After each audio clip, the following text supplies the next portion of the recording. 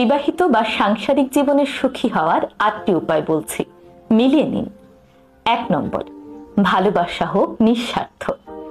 সম্পর্কে শুধু চাওয়া নয়, দেওয়াও থাকুক। একে অপরকে ভালোবাসবেন এমন ভাবে যেখানে কোনো স্বার্থ থাকবে না। ভালোবাসায় আমি কতটা পাচ্ছি তার চেয়েও আমি ঠিক কতটা দিতে পারছি তার উপর গুরুত্ব দিন, দেখবেন সম্পর্ক অনেক বেশি ভালো থাকবে। 2 নম্বর, একে অপরের কথা শুনুন। নীরবতা অনেক সম্পর্ককে ধ্বংস করে দেয়, তাই অল্প করে সময় বের করে হলেও একে অন্যের কথা শোনার অভ্যাস করে তুলুন। 3 নম্বর, সম্পর্কে ইগো নয়, বোঝাপড়াকে গুরুত্ব দিন। বিয়ে মানে দুটো আলাদা মানুষের একসঙ্গে থাকা। ঝামেলা হবেই, ঝামেলা হলে ঝগড়ায় না গিয়ে বরং কিভাবে সেটি সমাধান করা যায় তার চেষ্টা করুন। 4 নম্বর, একে অপরের পরিবারকে সম্মান করুন।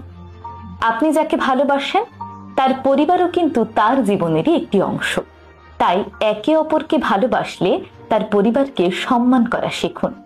একে অপরের পরিবারকে সম্মান করার মাধ্যমেই সম্পর্কে একটি গভীর আস্থা তৈরি হয়। একসাথে সময় কাটান, স্মৃতি তৈরি করুন।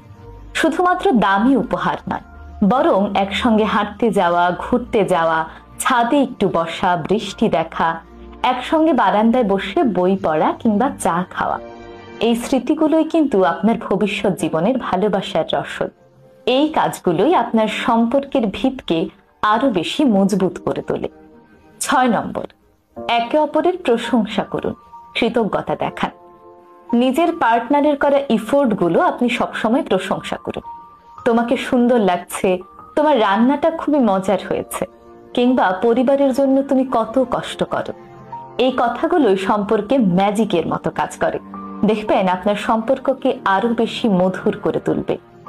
7 নম্বর, ব্যক্তিগত সময় এবং স্বাধীনতাকে গুরুত্ব দিন। কাউকে বিয়ে করা মানে এই নয় তার ব্যক্তিগত সকল সময় গিলে ফেলা, বরং প্রত্যেকেরই আলাদা আলাদা পছন্দ অপছন্দ থাকে, তাই তার ব্যক্তিগত সময় এবং স্থানকে গুরুত্ব দিতে শিখুন, তাহলে সম্পর্ক দীর্ঘমেয়াদী হবে। 8 নম্বর, একে অপরের পাশে থাকুন। ভালো সময়ে যেমন, খারাপ সময়েও তেমনি। খারাপ সময়ে কে কার পাশে থাকছে তার উপর ভিত্তি করেই কিন্তু আপন মানুষ চেনা যায়। তাই নিজের সঙ্গীর খারাপ সময়ে সব সময় তার পাশে থাকবেন, তাকে সাপোর্ট করবেন, যেন তিনি তার সেই খারাপ সময়টি আপনার সাহায্য নিয়ে ভালোভাবে অতিক্রম করে আসতে পারে। অবশেষে বলতে চাই, সুখী দাম্পত্য জীবন কোনো ম্যাজিক নয়, বরং প্রতিদিনের ধৈর্য, বোঝাপড়া